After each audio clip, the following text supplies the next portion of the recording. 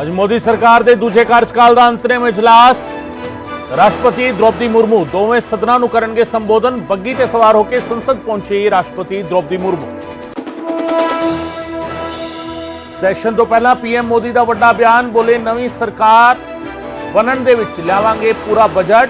ਹੁਣ ਦੰਗ ਕਰਨਾ ਕੁਝ ਲੋਕਾਂ ਦੀ ਆਦਤ। ਬਜਟ ਸੈਸ਼ਨ ਪਛਤਾਵਾ ਕਰਨ ਦਾ ਮੌਕਾ। ਚੰਡੀਗੜ੍ਹ ਮੇਅਰ ਚੋਣਾਂ ਤੇ ਅੱਜ ਹਾਈਕੋਰਟ ਦੇ ਵਿੱਚ ਅਹਿਮ ਸੁਣਵਾਈ। ਕਾਂਗਰਸ ਤੇ ਆਮ ਆਦਮੀ ਪਾਰਟੀ ਨੇ ਕੀਤੀ ਨਵੇਂ ਸਿਰੇ ਤੋਂ ਚੋਣਾਂ ਕਰਾਉਣ ਦੀ ਮੰਗ। प्रिजाइडिंग अफसर ते लगाए ने बैलेट पेपर दे विच गड़बड़ी दे इल्जाम। 200 करोड़ दे बैंक धोखाधड़ी मामले में ईडी दा वड्डा एक्शन। पंजाब यूपी ते जम्मू कश्मीर दे विच कीती रेड। तकरीबन 9 थावां ते चल रहा सर्च ऑपरेशन। खन्ना दे ड्राई फ्रूट व्यापारी दे वल्लों अफगानिस्तान दी कंपनी दे नाल 7 करोड़ तो वध दी ठगी। ऑर्डर लैके नहीं कीती पेमेंट। कंपनी नूं दिखाई फर्जी ट्रांजैक्शन दी रसीद। लुधियाना के सराबा नगर के केस दर्ज। कैनेडा विच कतल के इल्जामां हेठ 18 साला पंजाबी नौजवान गिरफ्तार। नाबालिग दोस्त के नाल रल के भारतीय पिछोकड़ के नौजवान का किया सी कतल। 16 साला मुलजम के खिलाफ गिरफ्तारी वारंट जारी। यूके दे विच ब्रिटिश भारतीय जोड़े नूं 33 साल की सजा। 57 मिलियन पाउंड की कोकीन बरामद करने का ठहराया दोषी। जहाज के मेटल टूल बॉक्स तो बरामद हुई सी 514 किलो हैरोइन। प्रवासी भारतीयों के लिए अमरीका विच रह के ही H1B वीजा रिन्यूअल कराने की प्रक्रिया शुरू। अमरीका ने 5 हफ्ते लिए पायलट प्रोजेक्ट किया लॉन्च। 20,000 अर्जियां ही कीतियां जाणगियां मंसूर। जम्मू दे विच महात्मा गांधी के बुत नूं तोड़न की कोशिश। पुलिस ने गुरदासपुर के रहने वाले सनी आजाद नूं कीता गिरफ्तार। हथौड़े नाल बुत तोड़न की कीती सी कोशिश। जलंधर दे विच तेज रफ्तार ऑडी ने सवारियां नाल भरे रिक्शा नूं मारी टक्कर। हादसे विच 3 लोगों की मौत, 2 की हालत गंभीर। मुक्तसर साहिब दे विच वड्डा हादसा। रोडवेज की बस ते पिकअप के विचाले टक्कर। बठिंडा विच भी रोडवेज दीआं 2 बसां होईआं हादसे का शिकार। पंजाब समेत उत्तर भारत दे विच बदलिया मौसम का मिजाज। पंजाब ते चंडीगढ़ दे विच कई थावां ते पिया मींह। पहाड़ां दे विच जम के हो रही बर्फबारी।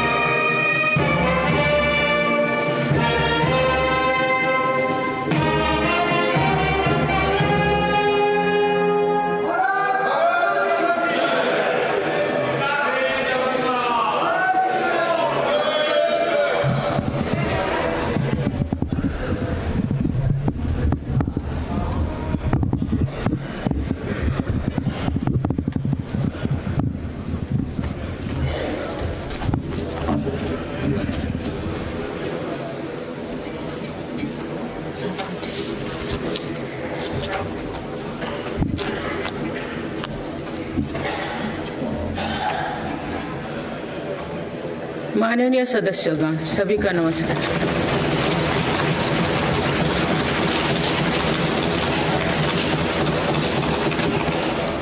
इस नए सदन भवन में ये मेरा पहला संबोधन है। आज की अमृतकाल की शुरुआत में ये भव्य भवन बना है। यहाँ एक भारत श्रेष्ठ भारत की महक भी है। भारत की सभ्यता और संस्कृति की चेतना भी है। इसमें हमारी लोकतांत्रिक और संसदीय परंपराओं के सम्मान का प्रण भी है। साथ ही 21वीं सदी के नए भारत के लिए नई परंपराओं के निर्माण का संकल्प भी है। मुझे पूरा विश्वास है कि इस नए भवन में नीतियों पर सार्थक संवाद होगा। ऐसी नीतियां जो आजादी के अमृतकाल में विकसित भारत का निर्माण करेगी। मैं आप सभी को अपनी शुभकामनाएं देती हूँ। माननीय सदस्यगण, ये हमारे संविधान के लागू होने का भी 75वां वर्षगांठ है। इसी कालखंड में आजादी के 75 वर्षों का उत्सव अमृत महोत्सव भी संपन्न हुआ है। इस दौरान देश भर में अनेक कार्यक्रम हुए। देश ने अपने गुमनाम स्वतंत्रता सेनानियों को याद किया। 75 साल बाद युवा पीढ़ी ने फिर स्वतंत्रता संग्राम के उस कालखंड को जिया।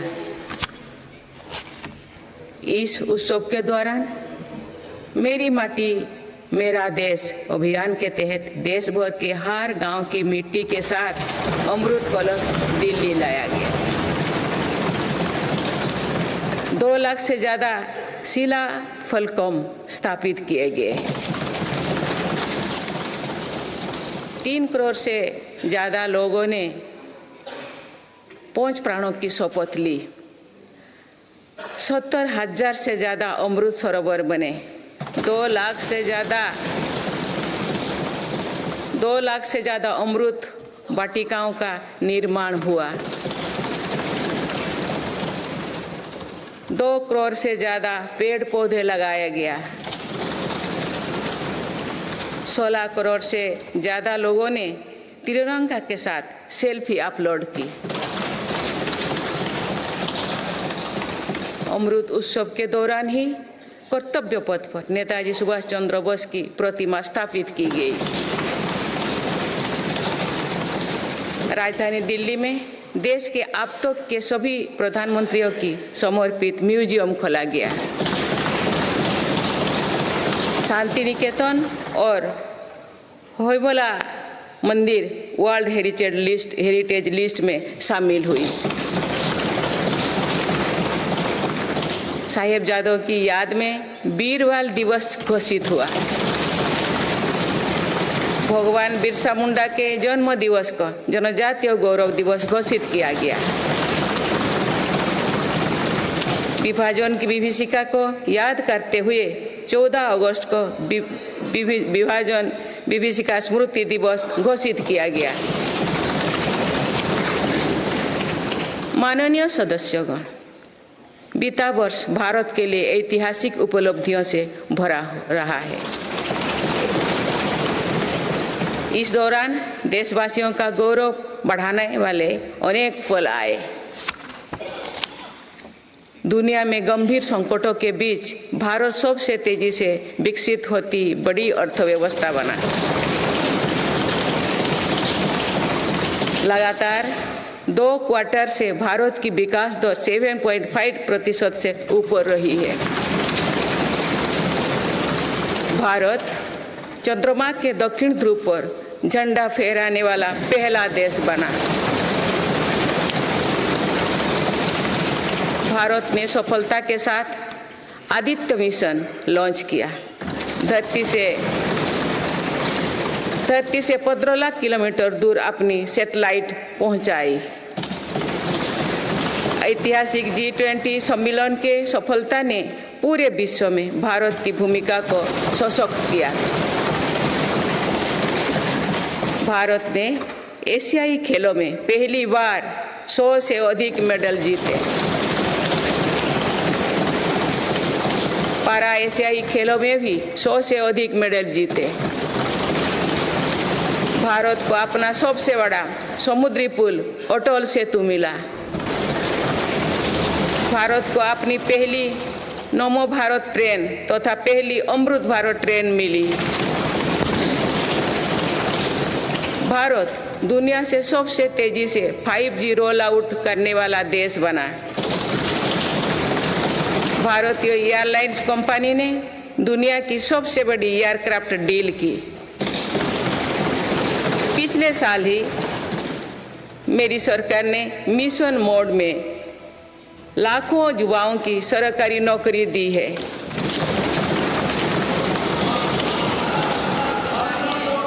माननीय सदस्यगण, बीते 12 महीने में मेरी सरकार अनेक महत्वपूर्ण विधेयक लेकर भी आए।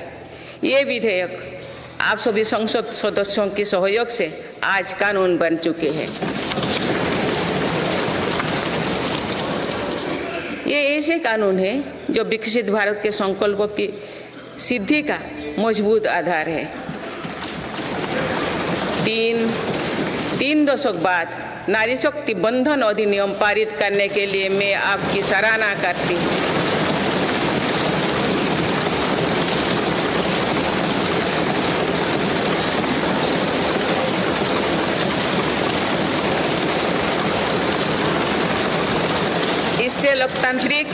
इससे लोकसभा और विधानसभा के महिलाओं की ज्यादा भागीदारी सुनिश्चित हुई है।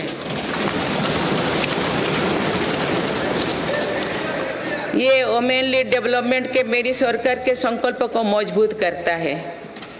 रिफॉर्म, परफॉर्म और ट्रांसफॉर्म के अपने कमिटमेंट को मेरी सरकार ने लगातार जारी रखा है।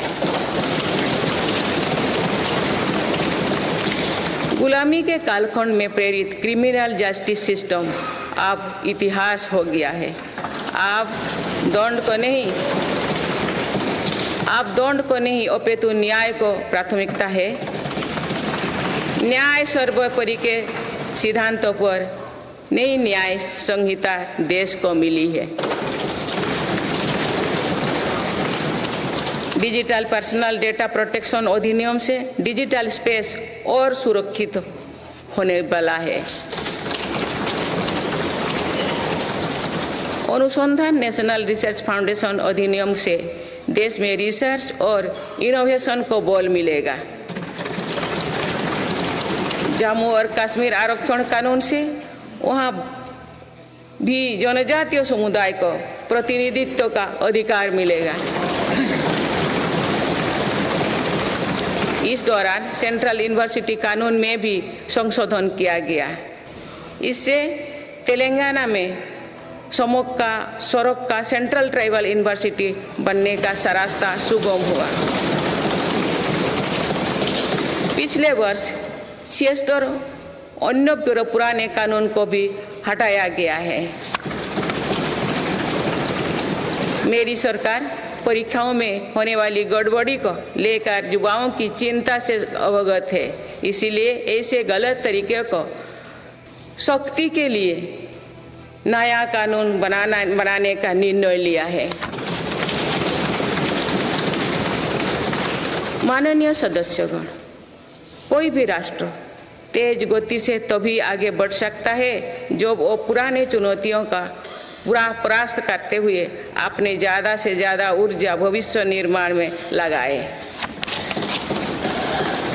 पिछले 10 वर्षों में भारत ने राष्ट्रहित में ऐसे अनेक कार्यों को पूरा होते हुए देखा है जिनका इंतजार देश के लोगों को दशकों से था। राम मंदिर के निर्माण की आकांक्षा सदियों से थी, आज ये सोच हो चुका है।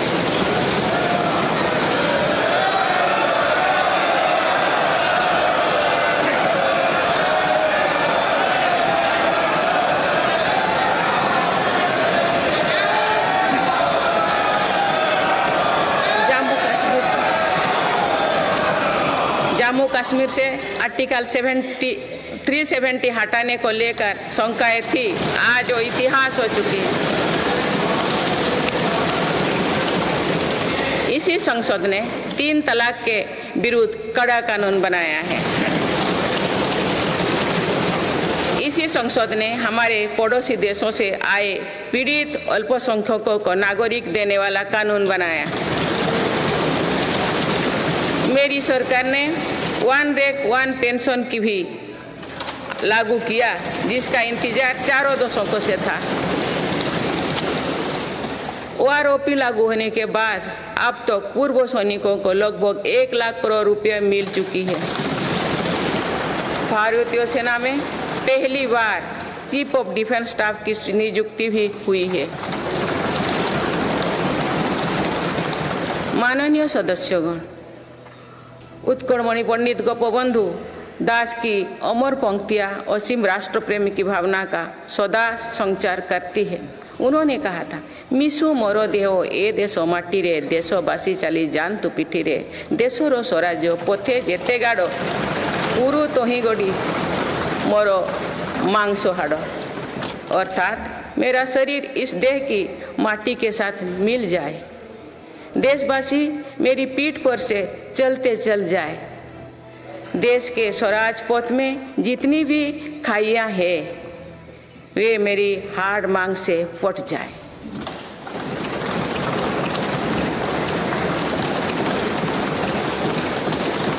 इन पंक्तियों में हमें कर्तव्यों की पराकाष्ठा दिखती है, राष्ट्र सर्वोपरि का आदर्श दिखाई देता है। ये उपलब्धियां जो आज देख रही है वो बीते 10 वर्षों की साधना का विस्तार है। हमें सभी बचपन से गरीबी हटाओ के नारे सुनते आ रहे हैं। अब हम जीवन में पहली बार बड़े पैमाने पर गरीबी को दूर होने देख रहे हैं। नीति आयोग के अनुसार मेरी सरकार के 1 दशक के कार्यकाल में करीब 25 करोड़ देशवासी गरीबी से बाहर निकले हैं।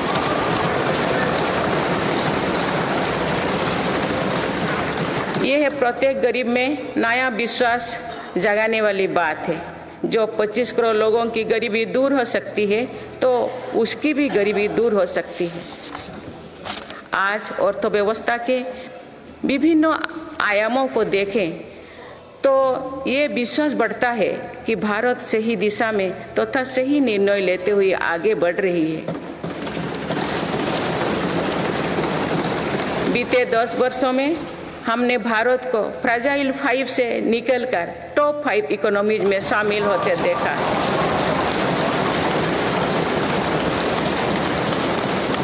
भारत का निर्यात करीब $450 बिलियन से बढ़कर $775 बिलियन से अधिक हो गया है। पहले की तुलना में एफडीआई द्विगुना हुआ है। खादी और ग्रामोद्योग के उत्पादों की बिक्री में 4 गुना से अधिक की वृद्धि हुई है। आईटीआर फाइल करने वाले की संख्या करीब 3.25 करोड़ से बढ़कर लगभग 8.25 करोड़ हो चुकी है और बढ़ोतरी 2 गुना से भी कहीं अधिक है। 1 दशक पहले देश में केवल कुछ 100 स्टार्टअप थे जो आज बढ़कर 1 लाख से अधिक हो गया। साल में 94,000 कंपनियां रजिस्टर हुई थी। पिछले वर्ष ये संख्या 1,60,000 तक पहुंच चुके हैं। दिसंबर 2017 में 98 लाख से लोग जीएसटी देते थे, आज इनकी संख्या 1,40,00,000 है। 2014 से पहले के 10 वर्षों में लगभग 13 करोड़ वाहन बिके थे। पिछले 10 वर्षों में देशवासियों ने 21 करोड़ से अधिक वाहन खरीदे हैं। 2014-15 में लगभग 2,000 इलेक्ट्रिक वाहन बिके थे, जबकि 2023-24 में दिसंबर माह तक ही लगभग 15 लाख इलेक्ट्रिक वाहन बिक चुके हैं। माननीय सदस्यगण, बीते दशक में मेरी सरकार ने सुशासन और पारदर्शिता को हर व्यवस्था का मुख्य आधार बनाया है। इसी का परिणाम है कि हम बड़े आर्थिक सुधारों के साक्षी बने हैं। इस दौरान देश को इंसॉल्वेंसी एंड बैंकरप्सी कोड मिला है। देश को जीएसटी के रूप में एक देश एक टैक्स कानून मिला है। मेरी सरकार ने माइक्रो इकोनॉमिक स्टेबिलिटी में भी सुनिश्चित की है। 10 वर्षों में कैपेक्स 5 गुना बढ़कर 10 लाख करोड़ हो गया है। साथ ही फिजिकल डेफिसिट भी नियंत्रण भी में है। आज हमारे फॉरेक्स रिजर्व्स 600 अरब डॉलर से ज़्यादा है। हमारे बैंकिंग सिस्टम जो पहले बुरी तरह से चरमराया था, वो आज दुनिया के सबसे मजबूत बैंकिंग सिस्टम में से एक बना है।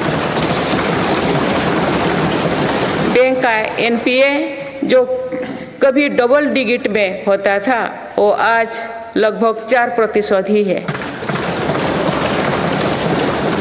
मेक इन इंडिया और आत्मनिर्भर भारत अभियान हमारी ताकत बन चुकी है। भारत आज दुनिया का दूसरा सबसे बड़ा मोबाइल फोन निर्माता है। पिछले एक दशक के दौरान मोबाइल फोन मैन्युफैक्चरिंग में 5 गुना बढ़ोतरी हुई है। कुछ साल पहले भारत खिलौना आयात करता था, आज मेड इन इंडिया खिलौने निर्यात कर रहा है। भारत का डिफेंस प्रोडक्शन 1 लाख करोड़ रुपये के पार पहुंच चुका है। आज हर भारतीय देश में बने एयरक्राफ्ट कैरियर आईएनएस विक्रांत को देखकर गर्व से भरा हुआ है। लड़ाकू विमान तेजस अब हमारी वायुसेना की ताकत बन रहे हैं। C295 ट्रांसपोर्ट एयरक्राफ्ट का निर्माण भारत में होने जा रहा है। आधुनिक एयरक्राफ्ट इंजन भी भारत में बनाया जाएगा। उत्तर प्रदेश और तमिलनाडु में डिफेंस कॉरिडोर का विकास हो रहा है। मेरी सरकार ने डिफेंस सेक्टर में निजी क्षेत्रों की भागीदारी सुनिश्चित की है। स्पेस सेक्टर को भी हमारी सरकार ने युवा स्टार्टअप्स के लिए खोल दिया है। माननीय सदस्यगण, मेरी सरकार वेल्थ क्रिएटर का सम्मान करती है तथा भारत के प्राइवेट सेक्टर के सामर्थ्य पर विश्वास करती है। भारत में बिजनेस करना आसान हो, इसके लिए उपयुक्त माहौल रहे, इस पर भी मेरी सरकार लगातार काम कर रही है। ईज ऑफ डूइंग बिजनेस में लगातार सुधार हो रहा है। बीते कुछ वर्षों में 40,000 से ज़्यादा कंप्लायंस को हटाया जा या सरल किया गया है। कंपनीज एक्ट तथा लिमिटेड लायबिलिटी पार्टनरशिप एक्ट में 63 प्रावधानों को अपराध की सूची में बाहर किया गया है। जौन विश्वास अधिनियम द्वारा 183 प्रावधानों को अपराध की श्रेणी से बाहर किया गया है। अदालत के बाहर विवादों को सौहार्दपूर्ण समाधान हेतु मध्यस्थता पर कानून बनाया गया है। वन और पर्यावरण विभाग से क्लियरेंस मिलने में जहां 600 दिन लगते थे, वहां आज 75 दिन से भी कम समय लगता है। फेसलेस असेसमेंट योजना से टैक्स व्यवस्था में और पारदर्शिता आई है। माननीय सदस्यगण, हमारे एमएसएमई सेक्टर को भी रिफॉर्म्स का बहुत अधिक लाभ हो रहा है। आप अवगत है कि हमारे एमएसएमईज में आज करोड़ों देशवासी काम कर रहे हैं। एमएसएमईज और लघु उद्यमियों को सशक्त करने के लिए मेरी सरकार पूरी प्रतिबद्धता से काम कर रही है। एमएसएमई की परिभाषा का विस्तार किया गया है। नई परिभाषा में निवेश और टर्नओवर को समाहित किया गया है। आज उद्यम और उद्यम असिस्ट पोर्टल पर लगभग 3.5 करोड़ एमएसएमई रजिस्टर्ड है। बीते वर्षों में एमएसएमई के लिए क्रेडिट गारंटी स्कीम के तहत करीब 5 लाख करोड़ की गारंटी स्वीकृति किए गए। ये 2014 से पहले के दशक से 6 गुना अधिक है। माननीय सदस्यगण, मेरी सरकार का एक और बड़ा रिफॉर्म डिजिटल इंडिया का निर्माण है। डिजिटल इंडिया ने भारत में जीवन और बिजनेस दोनों को बहुत आसान बना दिया है।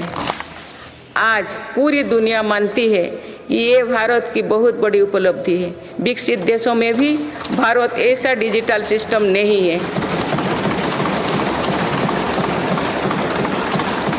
गांव में भी सामान्य खरीद बिक्री डिजिटल तरीके से होगी, ये कुछ लोगों की कल्पना से भी परे था। आज दुनिया के कुल रियल टाइम डिजिटल लेन देन का 46% भारत में होता है।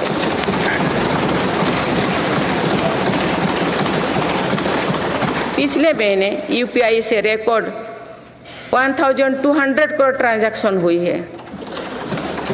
इसके तहत 18 लाख करोड़ रुपया का रिकॉर्ड लेन देन हुआ है।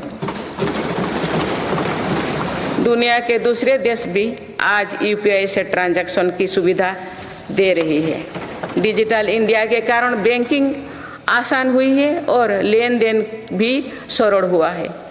जनधन आधार मोबाइल की त्रिशक्ति से भ्रष्टाचार पर लगाम लगने में मदद मिली है। मेरी सरकार अब तक 34 लाख करोड़ रुपया डीबीटी से ट्रांसफर कर चुके हैं। जनधन आधार मोबाइल के कारण करीब 10 करोड़ फर्जी लाभार्थी सिस्टम से बाहर किए गए हैं। इससे 3.25 लाख करोड़ रुपया गलत हाथों में जाने से बचे हैं। डिजी लॉकर की सुविधा भी जीवन को आसान बना रही है। इसमें अभी तक यूजर्स के 6 बिलियन से ज़्यादा डॉक्यूमेंट्स जारी हुई है। आयुष्मान भारत हेल्थ अकाउंट के तहत लगभग 53 करोड़ लोगों की डिजिटल हेल्थ आईडी बन चुकी है।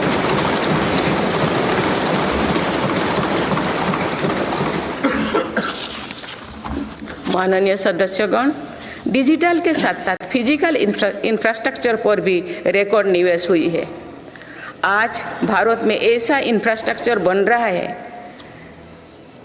जिसका सपना हर भारतीय देखता था। पिछले 10 वर्षों के दौरान गांवों में 4.25 लाख किलोमीटर नई सड़कें बने हुए हैं। नेशनल हाईवे की लंबाई 90,000 किलोमीटर से बढ़कर 1,40,000 किलोमीटर हुई है। 4 लेन नेशनल हाईवे की लंबाई 2.5 गुना बढ़ी है। हाई स्पीड कॉरिडोर की लंबाई 500 किलोमीटर थी, जो आज 4,000 किलोमीटर है। एयरपोर्ट की संख्या 74 से 2 गुना बढ़कर 149 हो चुकी है। देश के बड़े बंदरगाह पर कार्गो हैंडलिंग कैपेसिटी 2 गुना हो गई है। ब्रॉडबैंड इस्तेमाल करने वालों की संख्या में 14 गुना बढ़ोतरी हुई है। देश को लगभग 2 लाख गांव पंचायत को ऑप्टिकल फाइबर से जोड़ा जा चुका है। 4 लाख से अधिक कॉमन सर्विस सेंटर भी खुले हैं, जो रोजगार का बड़ा माध्यम बने हैं। देश में 10,000 किलोमीटर गैस पाइपलाइन भी बढ़ाई गई है। One nation one power grid से बिजली की व्यवस्था में सुधार हुआ है। One nation one gas grid से गैस आधारित अर्थव्यवस्था को बल मिल रहा है। सिर्फ 5 शहरों तक सीमित मेट्रो की सुविधा आज 20 शहरों में है। 25,000 किलोमीटर से ज़्यादा रेलवे ट्रैक बिछाई गई। ये कोई विकसित देश के कुल रेलवे ट्रैक की लंबाई से भी ज़्यादा है। भारत रेलवे के 100% इलेक्ट्रिफिकेशन के बहुत निकट है। इस दौरान भारत में पहली बार सेमी हाई स्पीड ट्रेन शुरू हुई है। आज 39 से ज़्यादा रोड्स पर वंदे भारत ट्रेन चल रही है। अमृत भारत स्टेशन योजना के तहत 1300 से ज़्यादा रेलवे स्टेशनों का कायाकल्प हो रहा है। माननीय सदस्यगण, मेरी सरकार मानती है कि विकसित भारत की भव्य इमारत 4 मजबूत स्तंभों पर खड़ी होगी। ये स्तंभ है युवा शक्ति, नारी शक्ति, किसान और गरीब।